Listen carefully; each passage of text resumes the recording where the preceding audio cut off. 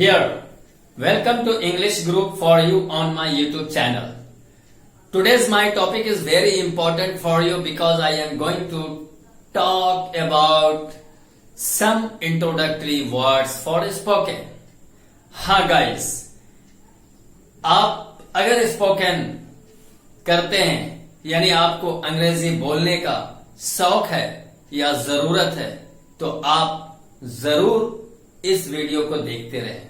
Guys, मैं बताना चाहता हूं कि सम इंपॉर्टेंट इंट्रोडक्टरी वर्ड्स में तो बहुत सारे हैं, लेकिन कुछ इंपॉर्टेंट वर्ड्स हैं जो मैं आपको बता रहा हूं, जो कि मैंने ऑलरेडी बोर्ड पर लिख दिया है। आप चाहें तो इसे नोट भी कर लें और देखें। तो यहां आप देख लें, मैं कुछ भी नहीं बोलूंगा, सिर्फ 30 सेकंड या 1 मिनट। चलिए, तो आप देख रहे हैं और मैं रीडिंग भी करके बतला देता हूं, उसके बाद में कुछ बात करूंगा। चलिए, सबसे पहले यहां देखें कि सम इंट्रोडक्टरी वर्ड्स किस लिए है। तो मैं बताता हूं कि स्पोकन में जब इंग्लिश बोलना शुरू करते हैं, या कोई भी आप हो या हम हो या कोई स्पीकर हो, जब या फिर कोई स्पीच डिलीवर करता है तो उस वक्त होता क्या है कि पब्लिक के सामने या अपने जो है सामने अपोनेंट के सामने या किसी के भी सामने जब बात करते हैं तो आपके पार्टनर के सामने बात करते हुए जब स्टार्ट करते हैं तो आपको कुछ हेजिटेशन होता है और कभी घबराहट होता है। तो वो जब हेजिटेशन होता है या फिर आप किसी क्लास में आप बच्चों को पढ़ा रहे हैं या किसी से आप इंटरव्यू कर रहे हैं या ले रहे हैं या इंटरव्यू दे रहे हैं, तो उस पीरियड में भी प्रॉब्लम होता है। वो ज्यादा बड़ा प्रॉब्लम नहीं है, वो नए लोगों के लिए ज्यादा प्रॉब्लम होता है, लेकिन फिर भी जो ज्यादा बातचीत करते हैं तो उसमें ऐसा होता है कि कभी एब्सेंस ऑफ माइंड हो जाते हैं, यानी बोलते बोलते कोई टॉपिक थोड़ी देर के लिए 2-3 सेकंड के लिए भूल जाते हैं। उस पीरियड में आपको कुछ ऐसा वर्ड बोलना पड़ता है। अगर अपनी भाषा हिंदी उर्दू के अलावा कोई और भाषा बोलते हैं तो उसी भाषा में लेकिन रुकते हैं और कुछ बोलते हैं। तो चलिए, मैं हिंदी और इंग्लिश की बात कर रहा हूं मिलाकर। तो इंग्लिश में क्या है कि बहुत सारे ऐसे वर्ड्स हैं, जब आपको हेजिटेशन हो तो आप उस वक्त कौन सा वर्ड यूज करते हैं, और बोलते बोलते रुक जाते हैं तो वहां पे आप कौन सा वर्ड यूज करते हैं। तो उसी में कुछ इंपॉर्टेंट वर्ड्स है जो मैंने बोर्ड पे लिखा है और मैं पढ़ के बताऊंगा। आप इसे सुने, समझें और जरूरत हो तो लिख सकते हैं।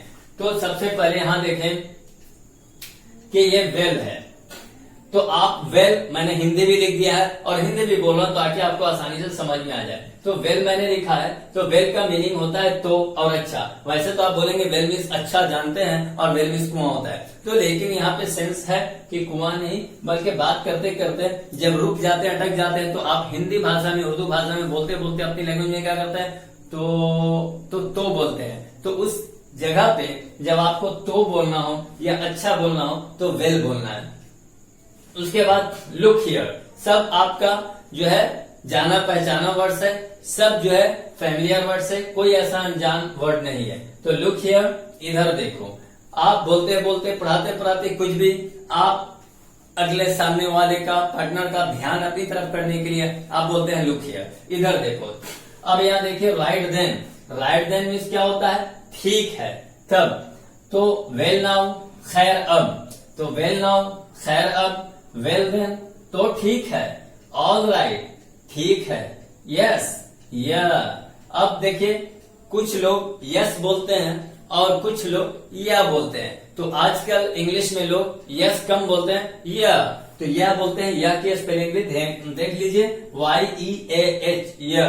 अब ओह में मैंने हिंदी नहीं लिखा है, इसलिए ओह जब बोलते हैं तो आप जानते ही हैं कि ओह आह किस लिए आता है। तो आप ओह नहीं बल्कि बहुत सारे वर्ड्स बोल सकते हैं, ओह बोल सकते हैं, आह बोल सकते हैं, औच बोल सकते हैं, वाव बोल सकते हैं। तो ये सब अलग जगह पे है। चलिए, नाउ लुक यानी आप बोलते बोलते आप स्पीच को या अपनी टॉकिंग आपने थोड़े देर के लिए रोका और रोकने के बाद फिर अचानक आप शुरू करते हैं तो आप बोलते हैं नाउ लुक, अब देखो।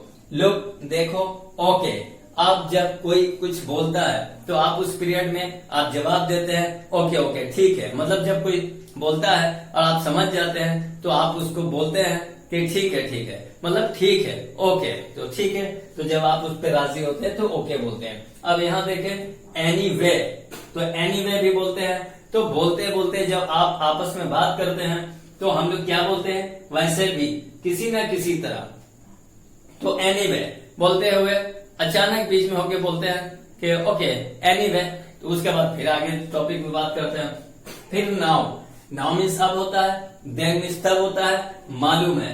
अब देखें नाउ एंड देन, यानी नाउ एंड देन मीन्स क्या होता है, जब तब या कभी ना कभी, नाउ एंड देन। तो इस तरह से बोलेंगे। अब आइए now that, now that means चूंकि अब इस तरह से बीच में बोला जाता है। नाउ देन, अब तो, ऑल राइट देन, तो ठीक है, हाउ एल्स, और कैसे, और कैसे, व्हाट इज, और क्या, हु इज, और कौन, सो व्हाट, तो क्या हुआ। गाइस मैंने इतने सारे वर्ड्स आपको बताया है, तो मैं समझता हूं कि आपके लिए भी बहुत ही इम्पोर्टेंट ये वर्ड साबित होगा, क्योंकि आपको अंग्रेजी बोलने का शौक है और आपको अंग्रेजी बोलने की जरूरत है। तो जब भी आप कोई भी, हर लोगों के साथ ऐसा होता है कि बोलने के दरमियान में कुछ वर्ड्स की जरूरत पड़ती है। बोलते बोलते जब आप जो है कुछ भी बोल जाते हैं, कभी कभी ऐसा भी होता है करते हैं, तो यू एम, तो इस तरह का वर्ड यूज किया जाता है।